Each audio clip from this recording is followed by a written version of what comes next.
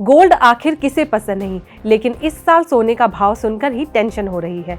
धनतेरस और दिवाली पर सोना चांदी खरीदने के विचार से बहुत लोगों का मन घबरा रहा होगा, लेकिन परंपरा है तो निभानी तो पड़ेगी। धनतेरस पर सोना खरीदना शुभ जरूर है, लेकिन समझदार निवेशक इसे परंपरा से ज्यादा एक वित्तीय सुरक्षा के रूप में देखते हैं।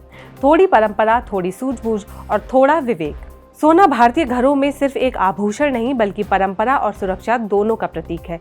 दिवाली और धनतेरस पर लोग सोना खरीदते हैं, लेकिन आज के ऊंचे दामों में निवेश सोच समझकर ही करना चाहिए। नीचे 4 समझदारी भरे तरीके बताए गए हैं, जिससे आप परंपरा, सुविधा और सतर्क निवेश तीनों को एक साथ रख सकते हैं। पहला तरीका है पारंपरिक तरीका, यानी बिस्किट, सिक्के और आभूषण।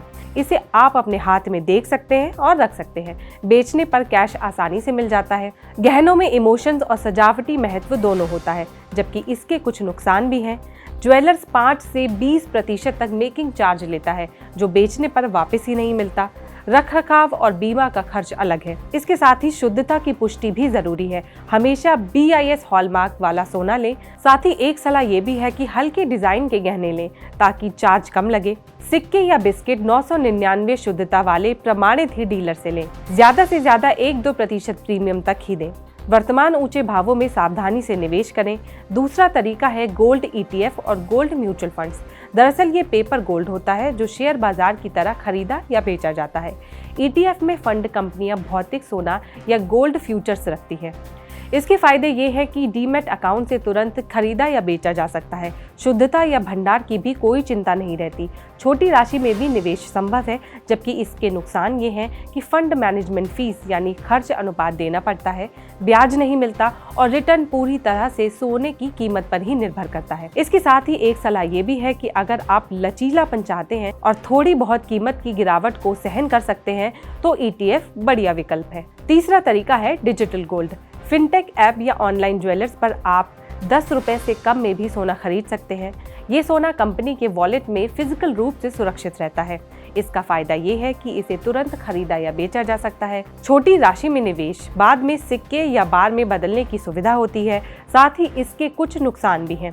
प्लेटफॉर्म पर भरोसे का खतरा रहता है। छोटे लेन देन पर प्रीमियम ज्यादा हो सकता है। बदलने के समय कुछ चार्ज भी देने पड़ सकते हैं। साथ ही एक सलाह ये भी है कि त्योहारों और गिफ्टिंग के लिए थोड़ी मात्रा में डिजिटल गोल्ड लें। चौथा तरीका है गोल्ड लिंक्ड साधन। इसमें गोल्ड फ्यूचर्स, गोल्ड माइनिंग कंपनियों के शेयर या कमोडिटी फंड शामिल हैं। फायदे की बात करें तो सोने की कीमत बढ़ने पर ज्यादा मुनाफे की संभावना होती है। साथ ही उतार चढ़ाव और जोखिम ज्यादा होने की संभावना रहती है। एक सलाह ये भी है कि अनुभवी निवेशक ही इसमें उतरें। बाकी के लिए ये पूरक साधन हो सकते हैं, ताकि आपका सोना डेड मनी जैसा ना लगे।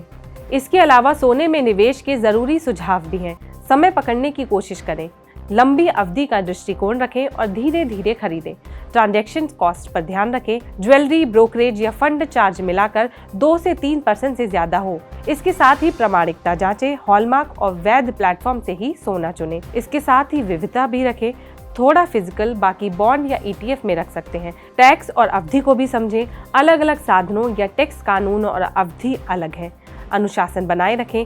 सोने की कीमत बढ़ने पर कुछ मुनाफा निकाल लें। वैसे लोगों के मन में एक सवाल ये भी है कि क्या ऊंचे दाम पर सोना खरीदना जोखिम भरा होता है?